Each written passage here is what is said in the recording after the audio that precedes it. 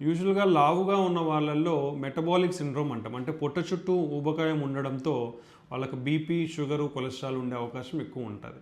So, ఇలా ఉన్నప్పుడు లావుగా ఉన్న వారిలో ఎక్కువగా హార్ట్ అటాక్ వచ్చే అవకాశం ఉంటుంది. సన్నగా ఉన్న వారిలో కూడా హార్ట్ అటాక్ వచ్చే అవకాశం ఉంటుంది. బట్ యూజువల్‌గా మనకి ఈ కొలెస్ట్రాల్ అక్యుములేషన్ అనేది 20, 30 సంవత్సరాల నుంచే కూడా అందరిలోనూ స్టార్ట్ అయ్యే అవకాశం ఉంటుంది. సో, ఈ సన్నగా ఉన్న వాళ్ళలో కొంచెంగా తక్కువ ఉండే అవకాశం ఉండొచ్చు కానీ కంప్లీట్‌గా సన్నగా ఉన్న వారికి హార్ట్ అటాక్స్ రావు అనేది అయితే ఎక్కడా లేదు. ఎందుకంటే ఈ సన్నగా ఉన్న వాళ్ళు బీపీ, కొలెస్ట్రాలు, షుగరు వచ్చే అవకాశం కూడా ఉండొచ్చు. ఇవన్నీ కూడా మన జీవనశైలిని బట్టి మార్పులు ఉంటాయి. అంటే మనం ఫిజికల్ ఎక్సర్సైజ్ లేకపోవడం, సరైన ఆహారం లేకపోవడం వల్ల మన బాడీలో కొలెస్ట్రాల్ అక్యుములేట్ అయ్యే ఛాన్స్ ఉండొచ్చు.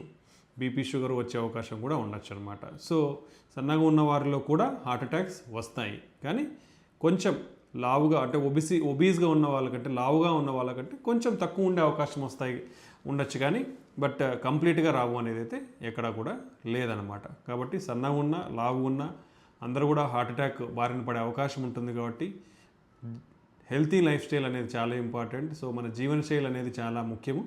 ఆరోగ్యకరమైన ఆహారం తీసుకొని రెగ్యులర్ ఎక్సర్సైజ్ చేసుకుంటా ఉంటే మనకు హార్ట్ అటాక్ రిస్క్ని తగ్గించుకునే అవకాశం ఉండొచ్చండి.